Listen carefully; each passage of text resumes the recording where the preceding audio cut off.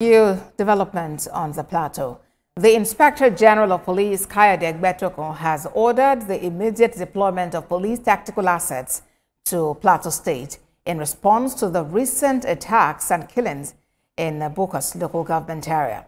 This is in a bid to restore peace, ensure resident safety and security, and bring perpetrators to justice. DIG Kayode Yakubu will lead this operation with reinforcements including tactical personnel, drones, armored personnel carriers, and helicopters.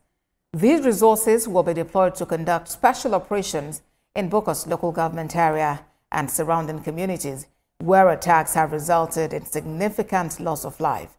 DIG Yakubu met with the governor of Plateau State, Caleb Mutfwang, to convey the IGP's condolences to affected families and the communities.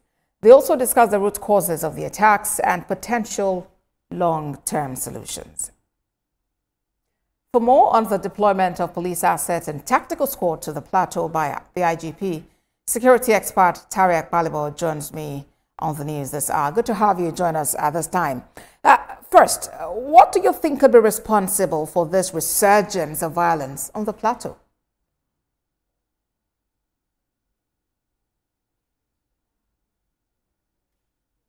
Well, thank you for having me. The reason for the resurgence of this violence is clear. It is a strategic attack by the Fulani headsmen in their attempt.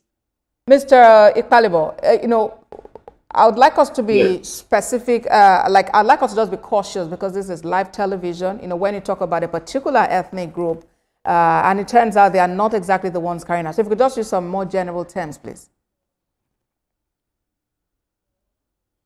Okay. Well, the unknown gunmen that have been attacking the communities in Bokas local government, even though survivors have told us the language they heard them speak and the mode of operation suggests to us in the security circle that it is a strategic attempt to grab land. And the pattern, usually before the rains begin in Plateau State, you would hear or you would see series of attacks like this that will threaten and frighten the landowners and make them to relocate from their ancestral land to seemingly safer communities. And when it happens repeatedly like that, these people do not go back to the ancestral lands. And over time, the lands are taken. We have communities in Riom local government that have been taken over. So, and they are still, the people that took over those communities are still there.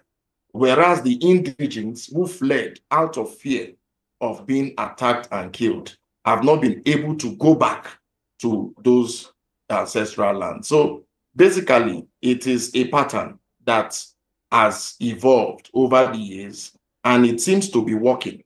But Mr. Kalibo, yes, I'm with you. Yes, you may say it seems to be working, but now we're seeing action on the part of the security agencies. The NSA has said it's time for residents themselves to say enough is enough. And beyond that, we've seen the IGP order the immediate and comprehensive deployment of police tactical assets to the affected areas on the plateau. What are your thoughts about these steps to curtail the violence? Well, in the interim, these measures will curtail the violence, but I see it as dealing with the fruits rather than dealing with the roots. Because if you deploy these tactical men, deploy drones, deploy helicopters, yes, to an extent, it's like a first aid. It will stop the attack at the moment. But will you sustain the personnel and the machineries that you have deployed in those communities to be there forever? No. So after seemingly peace or calm has been restored, the pattern is that the IG will withdraw the men or reduce the number. And then once that is done, it's a matter of time. There will be another attack, and then we'll go around the circle again to deploy the deployment of personnel and machineries. So this is Nigeria, where we know what is happening, and for some reason we do not want to call a spade, and that's why these things keeps happening. When I started responding, you politely cautioned me because of me being factual with my information. When you say factual, then evidence has to be provided, Mr. Ekpalibo. There are evidences. I said survivors, people that survived the attack. They've been debriefed, and they told us the language the attackers were speaking. If I speak Calabari, I'm from River State, South. If I speak Calabari in the process of attacking the community, and somebody survives and says that I overheard them speaking in Calabari dialect, so it means that it is a Calabari man or somebody who probably went to go and learn Calabari language that came to attack. So when they are telling you that they overheard them speaking in Fulani, then what are we talking about? These are Fulani headsmen. So, confirmed. So, Mr. Ekpalibo, as we stand now, what do you recommend as a security expert to be done for a sustainable solution to these attacks? Good. What I recommend, while they are having talks with the various leaders of the various ethnic nationalities, politically and diplomatically, the youths in the agrarian communities in Plateau State should organize themselves into security surveillance units. And then they should also carry arms, licensed according to the Firearm Act of 1959 of Nigeria. Every Nigerian above 18 years of age that is mentally sound and does not have any criminal record is eligible to bear arms.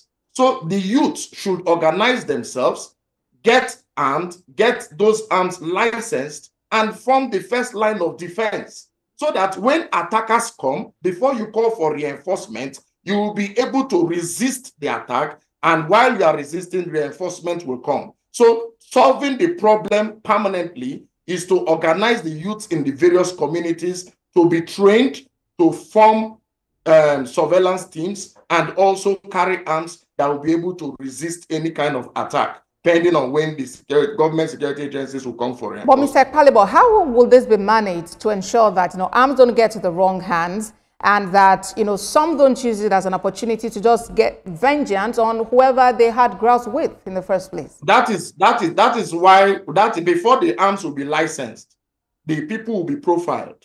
So every youth that is going to bear arm must be profiled, so that he will know that he is of a sane mind, and then he does not have a criminal record, and then he will be trained on the rules of engagement, and then they will be monitored. The units, the formation can be in monitorable units that will naturally not be abused, because already arms are in the wrong hands. That's why they are being used to attack innocent community and citizens. Right. So if because we do not want arms to be in the wrong hands, deprive the youths that are eligible from bearing arms, then we are just making them vulnerable.